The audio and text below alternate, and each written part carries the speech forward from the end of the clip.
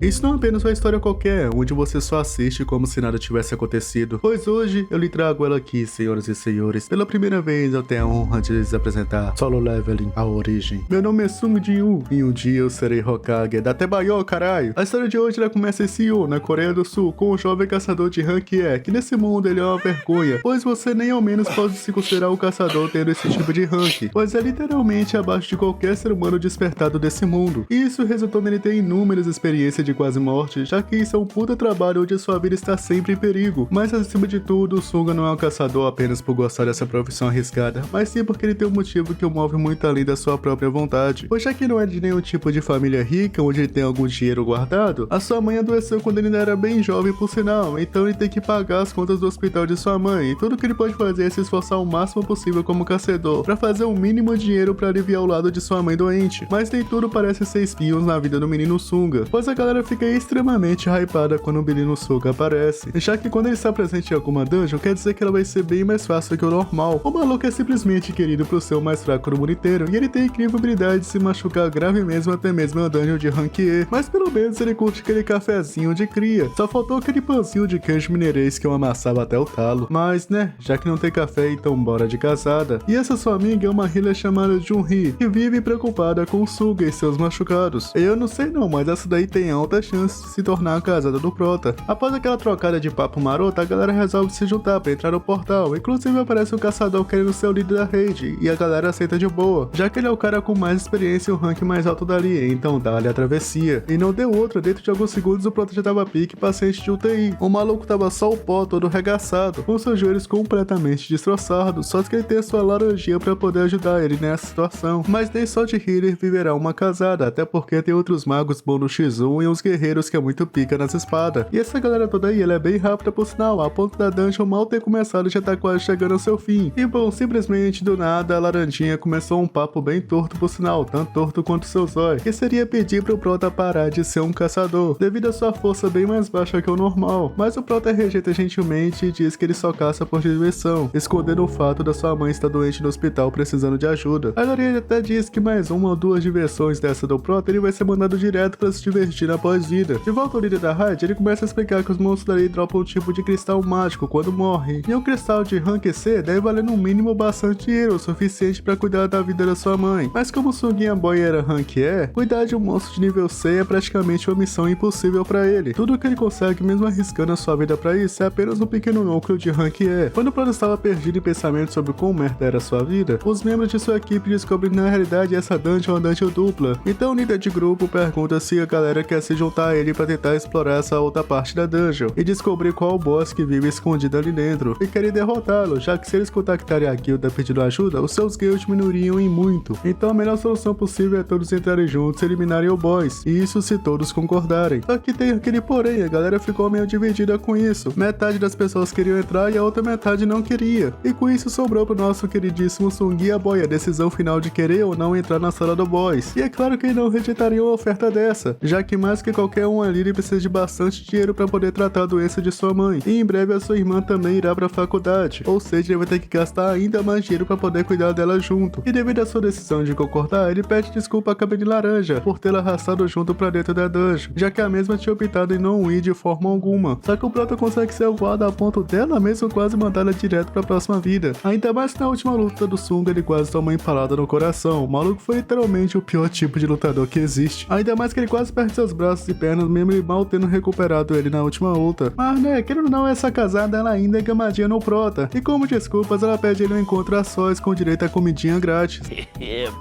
Rapaz, um encontro romântico com direito à luz de dungeon? Quem nunca? Será que é hoje, tropa? Só que o problema é que o Prota é meio inocente das ideias, por isso a casada tem que literalmente se jogar nos braços dele pra ele tentar perceber alguma coisa. Conforme esse diálogo iria se desenvolvendo entre o casalzinho adolescente, eles finalmente chegam na entrada da sala do boss. E só por essa porta de entrada, meu amigo, dá pra perceber que o bagulho é bem perigoso por sinal. E assim que eles entram, as tochas se acendem e se revela um altar com várias estátuas. Inclusive uma delas parece ser bem macabra por sinal, que parece algum tipo de boss rei sentado na cadeira central, sendo ele a maior de todas as estátuas. Mas é que tá, não tem nenhum monstro além daquelas estátuas na sala, então deve existir algum tipo de charada ou segredo por trás disso tudo. Conforme eles exploram a sala, eles conseguem descobrir uma estátua bem menor do que as outras, com uma espécie de mandamentos da igreja Cartenon, que seria seria: primeiro, venere ao Senhor. Segundo, louve ao Senhor. Terceiro, prove a sua fé. Enquanto a galerinha sem noção lia esses mandamentos, a casada dos cabelos laranja, pelo visto, parece ter visto a estátua do rei se mexer. De início, até mesmo o jovem sunguinha duvidava disso, mas o clima começa a mudar quando toda a dungeon começa a ficar em silêncio e o ar começa a ficar cada vez mais frio. E aí, finalmente, o velho lê o último mandamento: aqueles que não seguirem esses mandamentos jamais retornarão vivos. E agora que a brincadeira começa de verdade, a sala fechou e um dos membros de sua equipe se revoltou e tenta ir embora. Mas ele só tenta mesmo, pois depois de ele ter iniciado o teste, ele perdeu sua cabeça com o resultado. A estátua guardiã simplesmente o cortou e voltou para a mesma posição que estava, e isso deixou todo mundo completamente assustado. E nesse momento o Prota percebe que a estátua estava olhando diretamente para ele, e todo mundo começa a se perguntar qual o rank daquele cara que morreu com apenas um golpe. O problema é que esse cara não era nada fraco para essa dungeon, o maluco era rank D, e essa dungeon no pior dos casos era uma incrível dungeon de também rank D. Ou seja, não tem como alguém que tem o mesmo rank da dungeon morrer tão fácil assim nela. Ao menos ele teria que aguentar alguns tapinhas antes de ir de base. O foda é que ele percebeu que todas as estátuas ao redor também se movem, não só a estátua guardiã. E pra piorar ainda mais a situação, a estátua rei, que é a estátua do sorriso macabro, é maior que todas as estátuas dali junto. Provavelmente ela tem uns 15 figurantes de altura. Em resumo, então quer dizer que... fudeu